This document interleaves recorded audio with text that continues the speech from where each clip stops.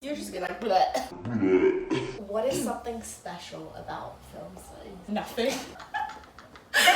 Okay, if I'm gonna lie, okay. That's on my brain. This is the most controversial response we've received. I'm not laughing. Do you see this? She's weird. Being weird is not bad, guys. Be proud of yourself. If you're not proud of yoyourself, no one's gonna be proud of you. This is so motivational. Hi, my name is Beth and I study French, Spanish and Russian at the University of St Andrews. Hi, I'm Yusha and I study Arabic and Persian. Hi, I'm Naomi. I study modern history, but I'm gonna be talking about film studies today. Hi, I'm Daddy. I study sustainable development and international relations.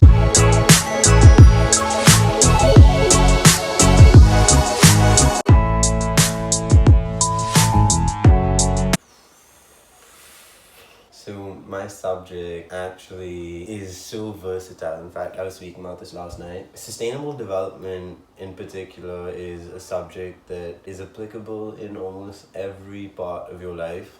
Be it the way you manage your house, the way you manage your relationships, the way you manage your finances, the way you manage your closet, your car, your business. Every aspect of life develops, and it just should develop in a sustainable manner. Currently, I'm specifically learning about climate change and things like that, but I feel like since I have a different perspective, I see its application in every part of your life. So I do love my subject, and I would love to use what I learn in the future. Well, I think with languages in general, it's a communication subject, so you're always learning about people and about cultures and stuff. So I think in the class, which is maybe different to other subjects like the sciences, you're just constantly learning about the people in your class, so that means you have really good relationships with them, and not just with them, but the teachers as well. So learning about them, their interests, their beliefs on different things, their perspectives and experiences, just so much. So it's just a really nice way of getting to know people, I think, which is maybe unique to my subject, which is just really, really cool. I think in terms of sort of what's special, it gives me almost a wider access to the areas of the Middle East that I want to study in. Obviously the Middle East sort of encompasses most Arabic speaking countries. That's also why I did Persian as well, to sort of give me access to those parts of the Middle East that don't necessarily speak Arabic. Film is really fun because you can watch really fun niche videos about British New Wave cinema, or Fast and Furious is one of the films that we watched and it was great. I liked learning about editing. Like in the first semester, it's the intro to film, so we learned about like mise en scène and editing and different types of parts of film, and we had a film to watch with regards to the subject, and that was really fun. And like this semester is really cool because we learned about modern world cinema, so that's really complicated to go into about, but it's great because we watched Bonnie and Clyde yesterday and that was really great. My mom picked the uni. My mom also picked my subject. I was actually planning on just not going to uni at all. I wanted to start business and work. Well, I picked it for modern history because it was great for my course, but film, I was always interested in doing it. My parents never let me do it for IB, so I was like, why not? This is my opportunity to do film. I mean, I think a lot of people might say this, but honestly, league tables. League tables. St Andrews was number 2 or number 3, I think, at the time, for modern languages, so I think that was quite important, because you want the best, I guess. But other than that, obviously, sort of cliche stuff, it's a beautiful town. I'm from a small town. I'm from, like, my country, Northern Ireland, is small as well, so just that sort of feel where everyone kind of knows each other, I really liked. And something I found to be very true here. And then also, one of my old teachers from school went here. No way. Yeah, so that was quite cool, and he inspired me quite a lot whenever I was in school, so to know that someone I really admire had been here is also very encouraging. I think pretty similarly to Beth, I looked at the league tables and was like, yeah, this is actually first for Arabic. And I also looked around here as well and I sort of clicked with this is a place and sort of the extracurricular options that they have. But I think ultimately, yeah, it was a combination of, I thought the teaching would be really good, and it is, and I thought that it being first wouldn't be too shabby, but I also, with Arabic as my degree, I knew I would have to probably go to the top 5 to sort of give myself the edge, because Arabic isn't necessarily a well-known degree, so I would have to make that up with going to a well-known uni.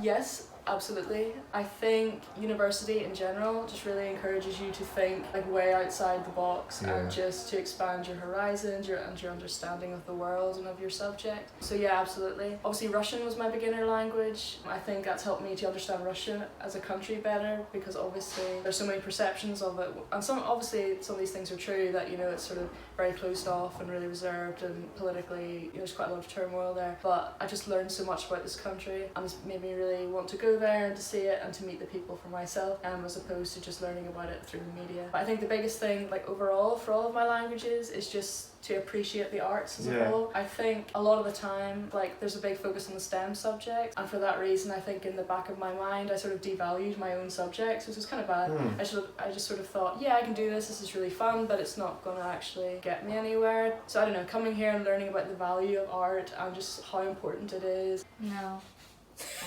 No. I don't know, I always thought it'd be fun to study somewhere new, because I'm from Hong Kong, so it's far away. It's really exciting to be in an international setting, away from another international setting. But it's really cool to meet people your own age, because it's such a small university town, and I thought it was going to be exactly what it is. Good. University town, full of fun people, nice people. Yay! People like me. Yeah, more like Tom. I love you. I think they have, but also it's more been a contrast of how my sort of travels in the Middle East have contrasted with here. So I went to the Middle East last summer for 2 months, and that put in perspective a lot of issues and a lot of priorities that we don't have in the West, especially in a sort of a uni which is as individualistic and encapsulated as St Andrews is. So in that regard, it's put wider perspectives, things like money and hardships. Yeah, it's made me realise the sort of differences between this uni and areas of the Middle East that I visited. Most definitely, especially because life is full of experiences, and coming to a small town over here in rural Scotland gives you a very different experience, something that you wouldn't necessarily find in London or in a big city. The experiences that I've got here, everything that I've actually seen, it's interesting. And it does change my perspective, as all experiences do. It's a special place to be. I love everything that I've gotten from here. I did slightly change my degree actually. I came in doing Arabic and Middle Eastern studies, but I realised I'm actually not that good at history, and my strengths really lie in the languages as opposed to the history, so I changed it to Arabic and Persian. But the beauty about this degree is that I can pick modules that relate to Middle Eastern culture and history. Literature, those are the sort of aspects that I like about it, and yeah, that's what I'm doing. So I'm doing an extra module this year in Arabic culture, and hopefully next semester I'll be able to do another one. Yeah, my main degree is modern history. Loved it, still love it. Wanted to do film, doing it second year, first semester. I decided I'm gonna stick with it until honors, but I changed from medieval history in first year to art history, and that's been really good so far. What's art history like? Honestly, it's actually really fun. You learn about architecture and paintings from Renaissance Italy and a little bit of Byzantine art. I don't really know how to describe it because it can be really difficult memorizing a lot of artworks and artists and patrons, but so far so good. Well, it sort of varies between different language students, but for me, I'm on a 5-year degree program. It's called the WIA, with integrated year abroad. So I will be doing 2 years in St Andrews, and then next year I'll be doing a year abroad, and then I'll come back and do 2 more years. But I think at the minute I'm toying with the idea of doing a whole year next year in France, and then coming back, and in the second semester of my 3rd year, hopefully study in Russia. But we'll just see what happens. Yeah. I think the best thing about St Andrews is how flexible it is. So I've got lots of friends on the 4-year, or that started on the 4-year degree program but are then changing to the 5. But anyway, there's loads of flexibility with the language course, which gives me plenty of time in St Andrews, but then also gives me that like gap year, I guess. If you want to call it that, the integrated year abroad as well. So yeah, it's really flexible and opens up loads of opportunities as well. At the moment it is pretty straightforward actually. I do the similar number of core modules and extra modules for Arabic and Persian because they were both from beginners. So I have 1 core language module each semester, so that counts out 4 out of my 6 modules per year, and then I do an extra 2 from just things that I'm interested in. So for film, we have 2 lectures a week, 1 tutorial and a screening every week, but you don't really have to go to the screenings even though it says it's compulsory. You can just find it online. Life hack. For art history, 3 lectures a week, 1 tutorial, class trip to Edinburgh. I think it has given me wider access to my cultural heritage in that I've been able to sort of explore and travel to areas, especially in the Middle East, that I've always really wanted to, and hopefully I'll be able to keep on doing that. But I think it's also, as I said earlier, it's given me a wider perspective on priorities different people have and different walks of life, and depending on the cards that they've been dealt, really. So I think that's been really important as well. Okay, well, I thought I was kind of introverted before I came to uni. I can't really approach people well until I came here and I was forced to come out of my shell. She also hates everyone I she hate meets. I hated her but when I met her. It's changed my perspective, as I was saying about art and stuff, so it has changed my perspective a lot on the world and about understanding people, not just within my subject, but I guess in university life you come across so many different types of people. Yeah, it's just helped to open my mind even more. Yeah, just the people I've met through my subjects. Yeah, just people with different ambitions, or even similar ambitions to me, which is really cool. Yeah. You know, I come from like a small place, you know, small school, so just to like completely branch out, it's been really cool. Yeah, just the opportunities that languages opens up. I do actually appreciate being over here because it is quite a different place. You have different personalities, different people. I feel like you end up finding your friend groups somehow, and even if you don't find your friend groups, you'll actually most definitely find people who you appreciate. Well, I have no clue, not yet. I do want to do something related to history. I want to probably work in a museum or maybe teach, going to postgrad and academics. Eat away into your 20s, studying at university. I don't know where that came from. Nerdy. She's done with life.